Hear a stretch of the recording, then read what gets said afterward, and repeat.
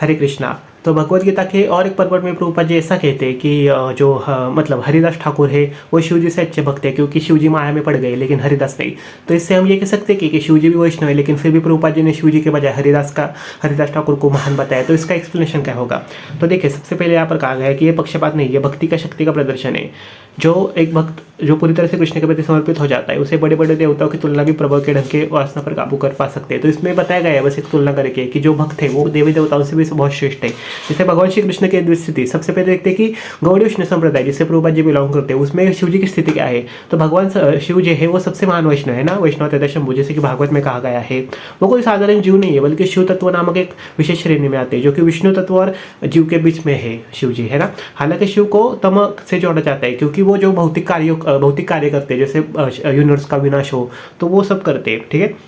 और second point, Shiv और कामदेव एक सबक सिखाने वाली लीला, जैसे कि जिसमें कामदेव भगवान शिव को परेशान करते हैं, वास्तव में एक लीला है। भगवान शिव आमतौर पर वास्तव से परे, लेकिन माया की शक्ति दिखाने के लिए क्षण भर के लिए प्रभावित हो जाते हैं। तो इसमें ये बताया गया है कि भगवान शिव एक्चुअली माया में फंसते ये दिखाने के लिए कि माया कितनी स्ट्रांग है, विष्णु जी की माया कितनी स्ट्रांग है। तो इसलिए भागवत में इस पर पूरा चैप्टर है कि कैसे शिव जी मोहिनी के रूप पर मोहित हो गए।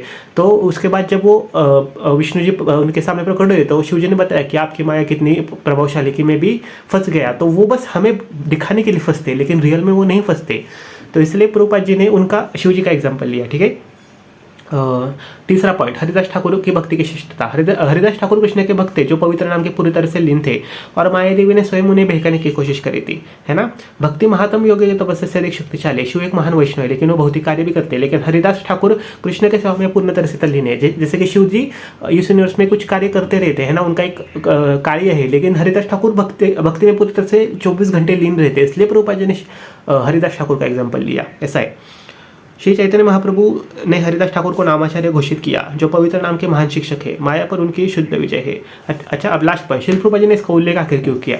शिल प्रभुपाद सिखा रहे थे कि भौतिक दुनिया में केवल महानता पर्याप्त नहीं है, केवल शुद्ध भक्ति ही माया की पूरी तरह से रक्षा कर सकती है। पक्षपात नहीं है, केवल पवित्र नाम की शक्ति है। इस प्रकार इस कथन में भगवान शिव जी का कोई अपमान नहीं किया गया, बल्कि इसमें कृष्ण भक्ति का सर्वोच्च मानकर उसकी महिमा की गई है। यहाँ तक कि भगवान शिव भी शुद्ध भक्तों के सेवक बनना चाहते हैं, जैसे कि भागवतम में बताया गया है। तो इसलिए प्रभुपाद जी ने हरिदास ठाकुर और शिव जी की तुलना केवल इसलिए की ताकि वो भक्ति की महिमा बताना चाहते हैं, क्योंकि शिव जी तो अनेक कार्यों में लीन रहते हैं ना, उनके बहुत कार्य है। वो राक्षसों का भी संहार करते हैं, वो सृष्टि का संहार करते हैं, है ना। लेकिन हरिदास ठाकुर केवल भक्ति में लीन रहे, इसलिए प्रभुपाद जी ने हरिदास ठाकुर का एग्जाम्पल लिया कि जो 24 घंटे भक्ति करता है उसको माया छू भी नहीं सकती, ऐसा है, ठीक है। होप आपको समझ आ गया हो। हरे कृष्णा।